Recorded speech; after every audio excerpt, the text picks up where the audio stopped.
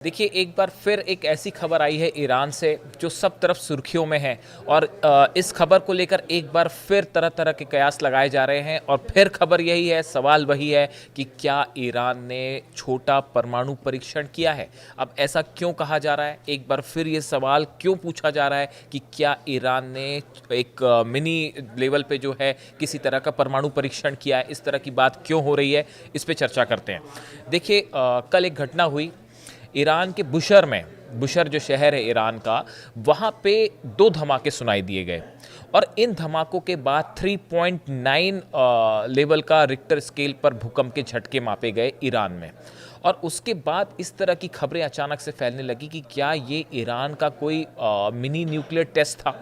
और जो स्थानीय लोगों से इसमें गौर करने वाली जो बात थी, जो इसको न्यूक्लियर धमाके से जोड़ा गया, न्यूक्लियर टेस्ट से जोड़ा गया, इसकी वजह क्या है? इसकी वजह ये है कि जो स्थानीय लोग हैं बुशर के, इस तरह की खबरें आई, उनका कहना ऐसा था कि ये जो पहले दो धमाके सुने गए और उसके बाद ऐसा लगा कि ऐसा महसूस हुआ जैसे ज़मीन के नीचे किसी तरह का धमाका हुआ है। ज़मीन के नीचे से एक झटका, एक वेव महसूस की गई। और ये जो है बहुत कुछ उस तरह का धमाका लोगों का कहना था जैसे मान लीजिए कोई परीक्षण किया गया है, जैसे ज़मीन के अंदर कोई धमाका हुआ है। इस तरह की खबरें आने लगी, जिसके बाद कई जगह है सोशल साइट पे इस तरह की खबरें आई कि भाई क्या ये सवाल उठने लगे। देखिए, जून में भी पहले भी इस तरह की खबर आई थी। 20 जून की रात को भी ईरान में भूकंप के झटके लगे थे। 5.1 के आसपास वो था, हालांकि वो बहुत ज़्यादा तेज़ झटका था। उस समय भी हमने इस पर वीडियो किया था। और चूंकि बार बार दर्शक ये सवाल पूछते हैं कि क्या ये परमाणु परीक्षण तो नहीं था, हमने उस समय आपको बताया था कि जो उस समय धमाका हुआ था उसमें उसको मापने के लिए एक एस वेव होती है, एक पी वेव होती है। ये थोड़ा सा टेक्निकल टर्म है कि कोई धमाका जो है, भूकंप जो है, अगर कोई भूकंप आता है, वो भूकंप जो आया है वो क्या न्यूक्लियर किसी ब्लास्ट की वजह से आया है, न्यूक्लियर टेस्ट की वजह से आया है, या फिर वो एक नेचुरल भूकंप है। इसको जानने के लिए एस वेव और पी वेव, दो तरह की वेव्स बनती हैं और इनका मेजरमेंट किया जाता है, जिससे ये पता चल जाता है कि ये नेचुरल कोई घटना थी या ये किसी तरह का धमाका था और न्यूक्लियर ब्लास्ट था। अब देखिए, बुशर वो जगह है जहाँ पे ऑलरेडी ईरान का एक न्यूक्लियर प्लांट है जो कि रशिया की मदद से चल रहा है। दूसरा, यहाँ पे एक बड़ा एयर बेस है। जिस जगह पे ये धमाके हुए और जहाँ ये भूकंप के झटके महसूस किए गए, ये उस एयर बेस के बेहद करीब बताए जा रहे हैं। इसलिए ये चर्चा छिड़ गई कि क्या ये किसी तरह का परमाणु परीक्षण तो नहीं था। इस बारे में देखिए, कुछ नहीं कहा गया ईरान की तरफ से। ईरान के राष्ट्रपति चीन में थे उस समय जबकि ये घटना है। पेजेश्कियान जो वहाँ पे थे और वो बीजिंग में थे और शी जिनपिंग से और किम जोंग उन से उनकी मुलाकात चल रही थी चाइना में। उस दौरान ये घटना घटी ईरान में। अब देखिए, ये तो एक बात हुई। अब दूसरा, कुछ लोगों का ये मानना था, कुछ लोगों का ये कहना था कि ये जो धमाके जिस तरह से जहाँ पे ये भूकंप के झटके महसूस किए गए और जहाँ लोगों में अचानक ये हुआ कि भाई ज़मीन के नीचे कुछ हुआ है, ये चीज़ हुई है बुशर में। और कुछ का ये कहना था कि इसके ठीक पहले अफगानिस्तान में अभी हाल ही में आपने देखा होगा भूकंप के बड़े तगड़े झटके आए, काफ़ी सारे लोगों की वहाँ पे मौत हो गई। कुछ लोगों का ये कहना था कि ये जो अफगानिस्तान में भूकंप आया है, ये इसका आफ्टर शॉक है। आफ्टर इफेक्ट्स होते हैं, आफ्टर शॉक्स होते हैं। एक बड़ा भूकंप आता है, उसके बाद छोटे छोटे कई भूकंप के झटके आते हैं, ये उसका झटका है। लेकिन एक गौर करने वाली बात आप देखिए, अफगानिस्तान की सीमा ईरान से जहाँ पे लगती है, बुशर उससे काफ़ी दूर है। ऐसा नहीं हो सकता कि वहाँ पे अफगानिस्तान की सीमा पे जो है, ईरान और अफगानिस्तान की सीमा पे अगर भूकंप का केंद्र है या अफगानिस्तान से झटके महसूस हो रहे हैं तो वो बीच के ईरान में ना पड़े और वो बुशर के आसपास होने जाएं। ये ऐसा जनरली नहीं होता। तो अब इसको लेकर जो कई एक्सपर्ट्स हैं, वैज्ञानिक हैं, जिनका ये कहना है, अभी इस बारे में देखिए कोई दावा नहीं किया गया है, लेकिन एक कुछ एक्सपर्ट्स का ये कहना है और इस तरह की डिस्कशन सोशल मीडिया पे चलते हैं अक्सर, कि एक बात तो तय है कि ईरान जो है वो अपना न्यूक्लियर बॉम्ब बनाने के बेहद करीब है।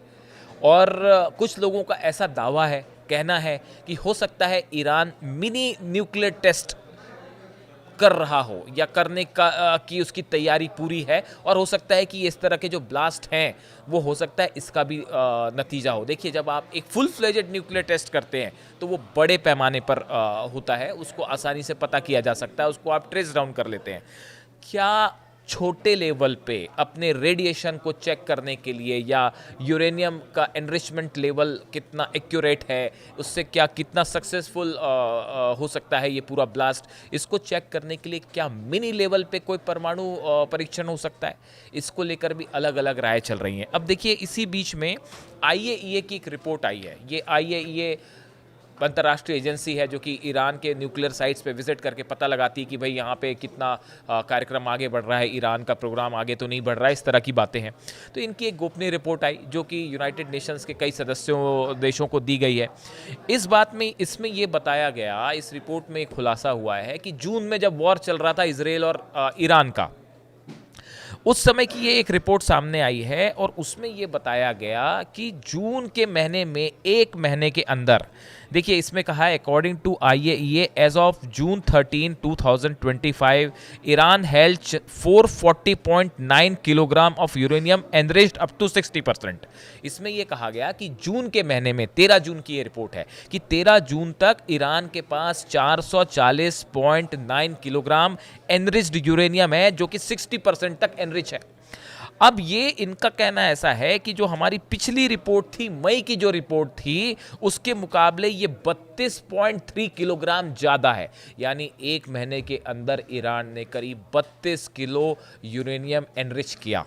ये आईएईए का दावा है। देखिए ये इस बात को बताता है कि ईरान बहुत तेज़ी से, देखिए इस तरह की खबरें हैं पहले भी कि ईरान जो है वो न्यूक्लियर बॉम्ब बनाने के बेहद करीब है। और ये रिपोर्ट अगर सही है तो देखिए 60% आपके पास एनरिच्ड यूरेनियम है, ये आईएईए खुद कह रहा है।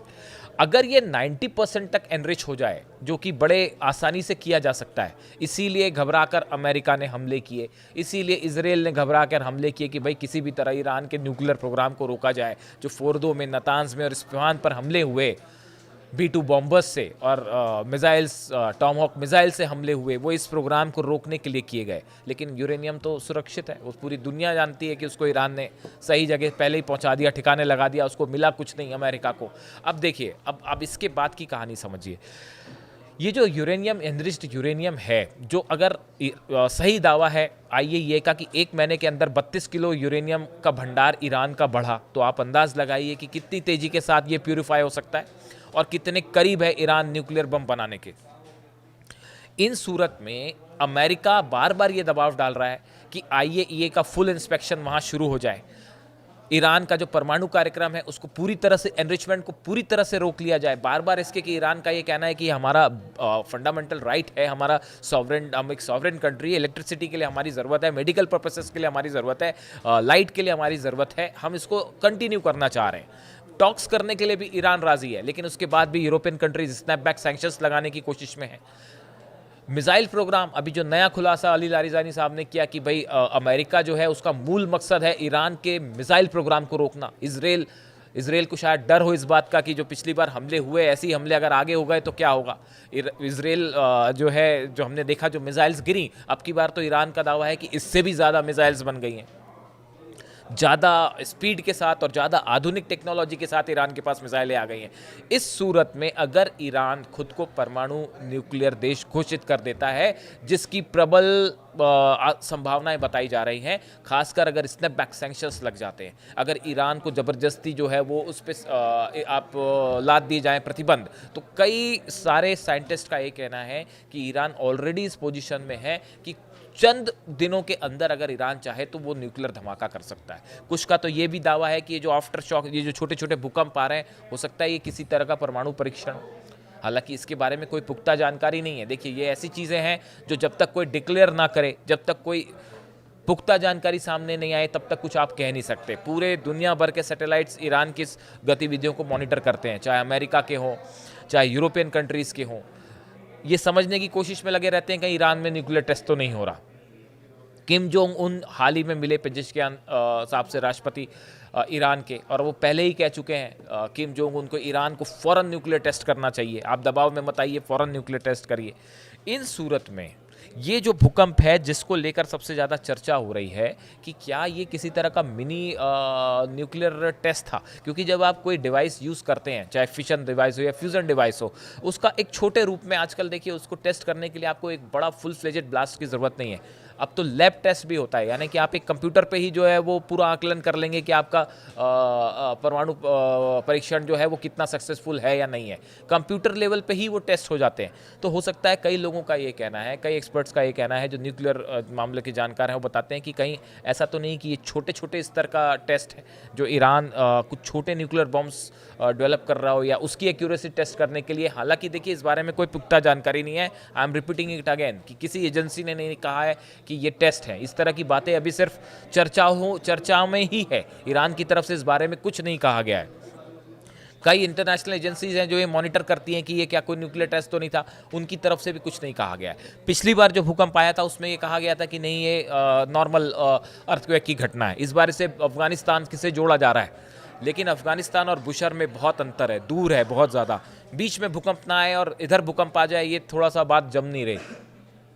इस सूरत में एक बार फिर इस पे चर्चा है कि क्या ईरान ने न्यूक्लियर टेस्ट किया है, क्या ईरान आने वाले दिनों में न्यूक्लियर टेस्ट करेगा। और इसी बात को लेकर एक और बड़ी खबर ये है कि इजराइल जो है एक बार फिर बड़े अटैक की तैयारी में जुट चुका है ईरान के ऊपर। ऐसी एजेंसीज को खबर मिली है, ईरान की तरफ से सोर्सेज से ये खबर आई है कि ईरान इस बात को समझ रहा है कि इजराइल जो है वो कभी भी एक बड़ा हमला कर सकता है, खासकर इस स्थिति में जब न्यूक्लियर टॉक्स पूरी तरह से फेल हो गई हैं, 6 दौर की बात फेल हो गई है और यूरोप जो है वो सैंक्शंस लगाने जा रहा है। इस सूरत में एक आपको ऐसा लग सकता है कि सीज फायर है, ईरान की तरफ से कहा गया अगर जवाब कोई भी हमला हुआ इस बार वो जवाब होगा कि इजराइल देखता रह जाएगा।